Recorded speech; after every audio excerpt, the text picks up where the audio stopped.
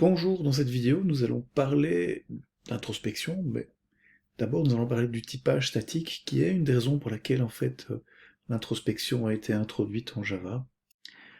Alors, le typage statique, enfin, le typage tout court d'abord, hein, donc on peut en fait voir le typage sous quelque part deux axes différents. Le plus connu, c'est le typage dynamique ou statique, hein, c'est-à-dire statique. On va vérifier que les types sont bien utilisés lors de la compilation, et dynamique, les types seront plutôt vérifiés lors de l'exécution. Mais on a aussi une notion de typage fort ou pas. Alors typage fort, c'est vraiment on ne va pas déroger aux règles de typage. Le typage faible, bon, ma foi, si l'objet n'est pas tout à fait du bon type, on peut toujours le convertir, ou on peut accepter tel quel le type, et on l'interprète tant bien que mal. Parfois, ça fait des catastrophes. Mais voilà. Donc ça, c'est plutôt comment dire, l'axe strong weak, hein. Par exemple, bah voilà. Les langages typés statiquement ont tendance à avoir plutôt un typage fort, mais c'est un langage, comme je sais, par exemple, bah, on va pouvoir faire des choses, hein, utiliser des types voilà. Tandis que Java est quand même relativement fort et statique. Alors c'est sympa, parce que ça permet plein de choses en fait d'avoir du typage statique. Notamment, la première motivation, c'est de détecter les erreurs au moment de la compilation et pas au moment de l'exécution. Hein, il y a un dicton qui dit qu'une erreur détectée à la compilation est 10 fois moins chère qu'une erreur détectée lors de l'exécution. Ça rend les choses un peu plus lisibles, hein, le fait d'avoir des typages, on sait ce qu'on s'attend à voir dans l'objet. Donc plus facile à modifier le code, le maintenir. Le compilateur qui connaît les types, à l'avance, il peut faire lors de la génération de code des optimisations.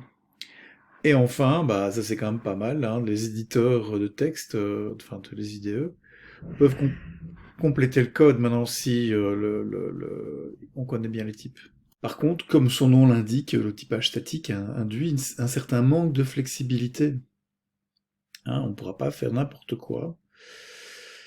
Notamment, aussi ça implique que, par exemple, quand on va refactoriser le code, donc le modifier pour l'améliorer en chose, si jamais on décide de changer les types qu'on utilise, ça va vraiment être lourd, parce qu'il faut propager cette problématique de type un peu partout, vu que les objets qu'on manipule sont typés.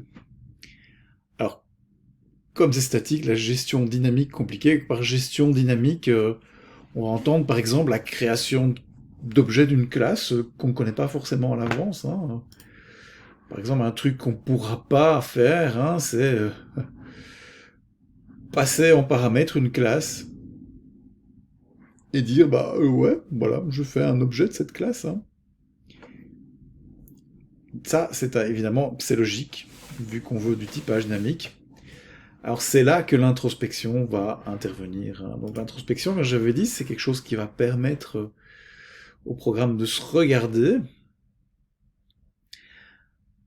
mais aussi ça va permettre au programme de se modifier. On va pouvoir manipuler dynamiquement des objets.